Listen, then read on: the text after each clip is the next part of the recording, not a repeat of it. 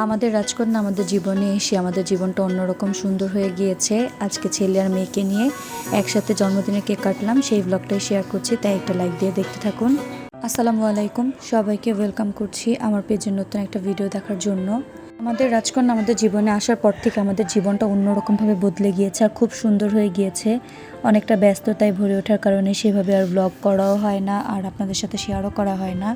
তবে এই ব্লগটা করা ছিল সেই দিনের যেদিন ওয়াজিহার দাদা দাদি আমাদের বাসায় এসেছিল ওকে দেখার জন্য।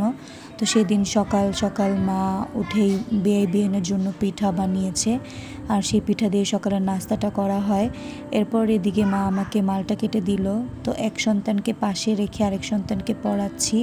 তো দুইটা ছেলে মেয়ে একসাথে বড় করা কিন্তু এতটাও সোজা না।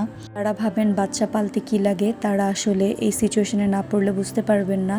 তো একদিকে ছোট বাচ্চাকে ঘুম পাড়িয়ে রেখে তারপর অন্য কাজ করতে হয়, পাশাপাশি বড় ছেলেটাকেও লেখাপড়া করাতে হয়। ওর যেহেতু এখন স্কুলে যাওয়া হয় না, আমার অসুস্থতার কারণে অনেক দিন ধরেই যায় না, তো বাসায় বসে ওকে পড়াতে হয়। যাই হোক, ওইদিকে মা আর সিনথিয়া তো কাজকর্ম করছে, যেহেতু আমার শ্বশুর শাশুড়ি এসেছে তাই রান্নাবান্না করছিল। আর আমি এখানে বসে বসে আমার ছোট্ট পরিটার কিউট কিউট কাঁথাগুলো ভাঁজ করে নিচ্ছি। এখন কিন্তু জীবন অন্যরকমভাবে সুন্দর হয়ে গিয়েছে। ওর এই ছোটো ছোটো কাঁথাগুলো, ওর সুন্দর সুন্দর মোমেন্টসগুলো ফোনে ক্যাপচার করা এবং ওর জিনিসপত্রগুলো গুছিয়ে রাখা, ওর খেয়াল রাখা, সাথে ওয়ালিদকের খেয়াল রাখা, এগুলো নিয়ে আমার সময় কাটছে। তবে খুব তাড়াতাড়ি নিজের সংসারে যখন ফিরবো তখন হয়তো এটা আরেকটু কঠিন হয়ে যাবে এবং কাজকর্মগুলো বেড়ে যাবে। যাই হোক, আমি সব কিছু গুছিয়ে রেখেছি আর এখানে ছোট্ট পরিটার কিউট কিউট জামা কাপড়গুলো একটু শুকাতে দিয়ে দিলাম। এগুলো দেখতেও কিন্তু একটা অন্যরকম শান্তি লাগে আর সুন্দর লাগে। তো এরপর দুপুরের আয়োজন সব কিছু করা হয়েছিল। তো মা এখানে যা যা রান্না করেছিল সব কিছু প্লেটিং করছিল। আর আমার শ্বশুর শাশুড়ি আজই চলে যাবে, তাই আজকে তাদের জন্য এই আয়োজনগুলো করা হয়েছিল। আর আমার রাজকন্যাকে দেখার জন্য তার দাদা অনেক দিন পর ঢাকায় আসলো, তাই মা যতটুকু পেরেছে তার জন্য স্পেশাল আয়োজনগুলো করার চেষ্টা করেছে আর প্রত্যেকটা আইটেম খুবই মজা হয়েছিল।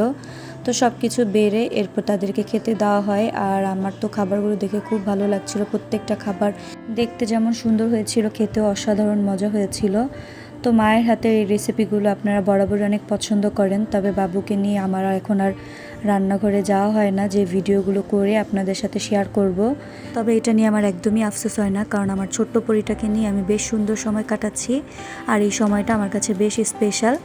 যাই হোক, এরপর বিকেলে আমার ভাই আমার জন্য একটা কেক নিয়ে আসে। সেদিন আমার জন্মদিন ছিল, তো একপাশে ছোট্ট মেয়েকে রেখে ছেলেকে নিয়ে কেক কাটলাম আর বেশ সুন্দর একটা জন্মদিন কাটালাম। পুরো ব্লগটা আপনাদের কেমন লাগলো অবশ্যই জানাবেন। আমার জন্য দোয়া করবেন, আমার ছোট্ট বাচ্চাদের জন্য দোয়া করবেন। সবাই ভালো থাকবেন। আল্লাহ হাফিজ।